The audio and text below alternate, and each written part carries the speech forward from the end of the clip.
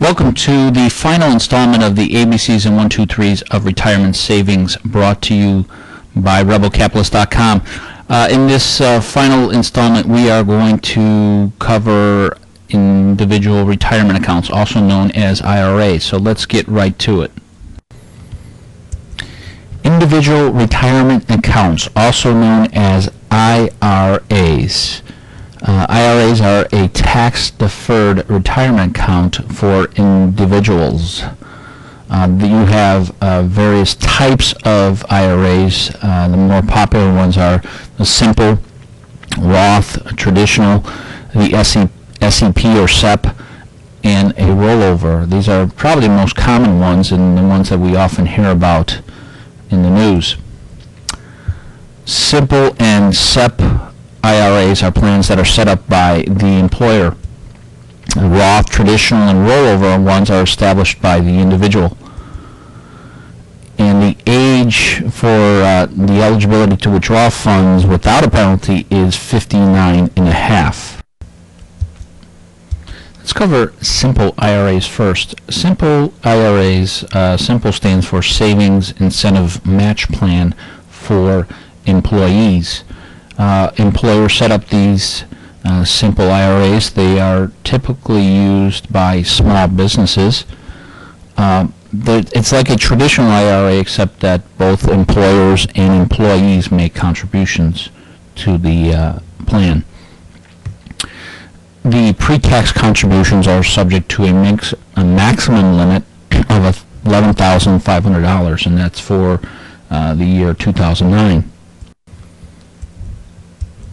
SEP IRAs, or SEP. SEP stands for Simplified Employee Pension IRA.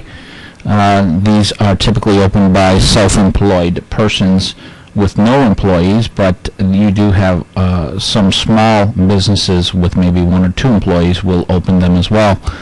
Contributions are tax deductible and limited to $49,000 for 2009.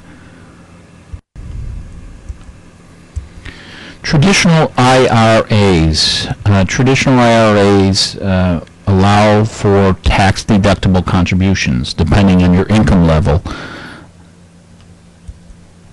There is a limit to the maximum deductibility of your contributions. It is the lesser of your earned income, or $5,000 or $6,000 in the case of people who are 50 years or older.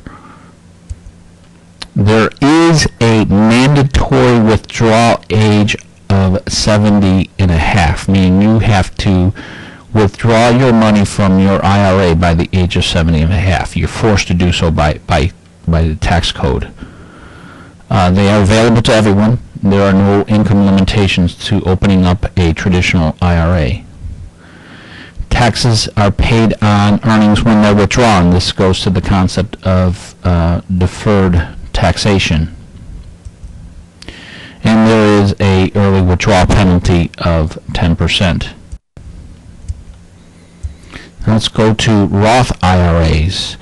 Roths, this is very important. With a Roth IRA, your contributions are not tax deductible. And all earnings and principal are tax-free if certain requirements are followed, and the tax code gets a little interesting when it comes to Roth IRAs.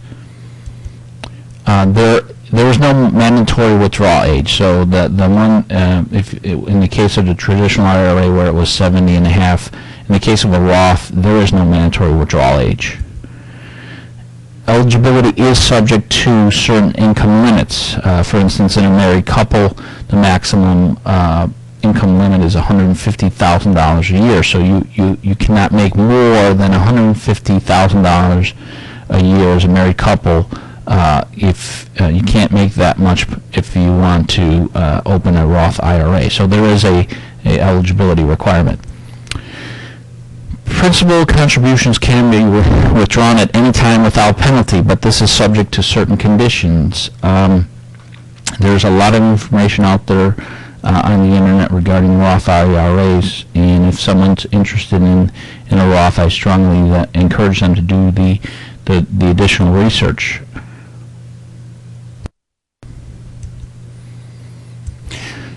important thing, or the important difference between traditional versus Roth IRAs is the deductibility of the contributions. In the case of the traditional IRA, and in the case of the Roth, there are fewer withdrawal restrictions. So there's a kind of a trade-off. If you want tax deductibility of your contributions, you would go to a traditional IRA. But with a Roth, you sacrifice that. But again, there are fewer restrictions on your withdrawals. And oftentimes you have the question of which one is best for me, traditional versus Roth. Well, it depends on the individual's tax situation. Obviously, there is the income eligibility requirement for a Roth, so you may not, if someone's making over, a married couple making over $150,000, a Roth may not be an option for them. And the other issue is, your desirability with flexibility. A Roth gives you a lot more flexibility in terms of withdrawal. So it depends on a person's situation. Rollover IRAs. Rollover IRAs are a big business. One reason for that is because people usually change jobs several times over their lifetime. Now, a rollover IRA allows a worker to move the retirement savings that has been accumulated in a 401k or profit sharing into this rollover IRA without losing any of the savings from the tax deferred status of the 401k or profit sharing plan. Now, if the rollover is done right, this can be done without any tax consequences. So all of the savings would be preserved in the rollover IRA. Now, one of the mistakes that people may make is taking possession of the check after a 401k or profit sharing plan issues the check, liquidating check, to sometimes people will take possession of the check.